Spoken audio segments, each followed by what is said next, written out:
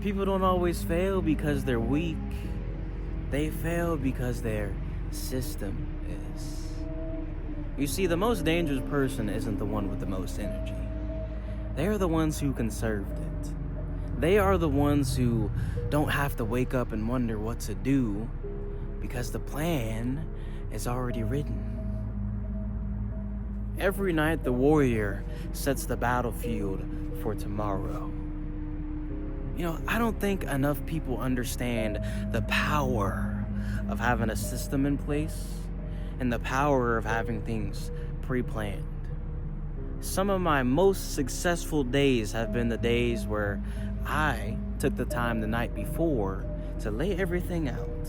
Perfect. Set everything up. Have an outfit already 2 days in advance. And all I have to do is wake up, walk into the particular area where I do my work, and boom, boom, boom, boom, boom. I'm knocking out task after task after task.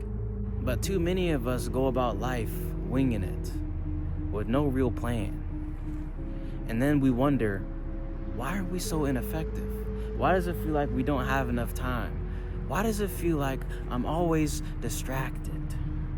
If we always go through life shooting from the hip, that means that distraction has just what it needs: access. Distractions don't need permission to creep in. Every time that I've deviated away from the system, away from the plan, or just failed to set something up to where I don't have to think, I've never been as effective as I was in those days where I did. What I found out is if we have to spend time to think about when to wake up, we've already lost half the war. What time we wake up and what we do immediately after we wake up has such a dramatic impact on the way that our day turns out. If we are inconsistent with the times that we wake up, that will trickle into the other areas of our day and lead to us being inconsistent throughout our days.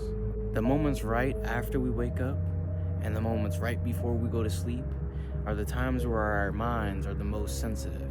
So, what are you feeding your mind in those early moments? This isn't about motivation. This is about structure.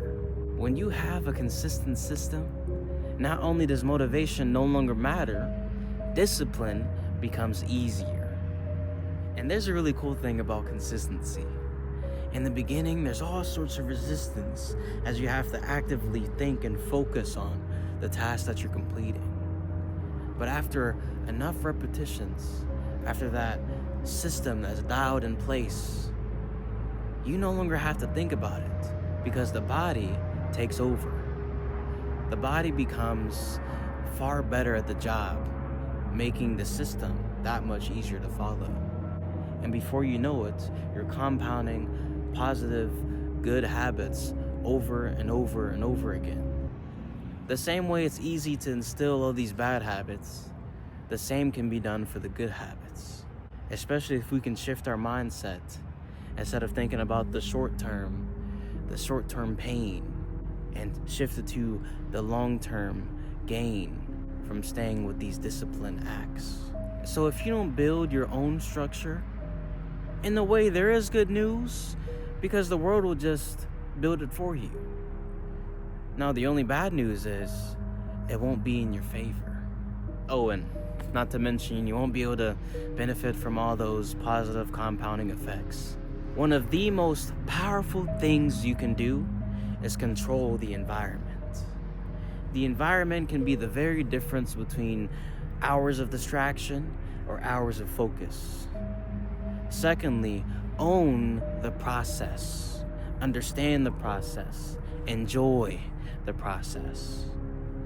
And lastly, automate your discipline. The more systems you install, the more spiritual strength you unleash. Don't think of systems as some kind of cage. Think of them as armor.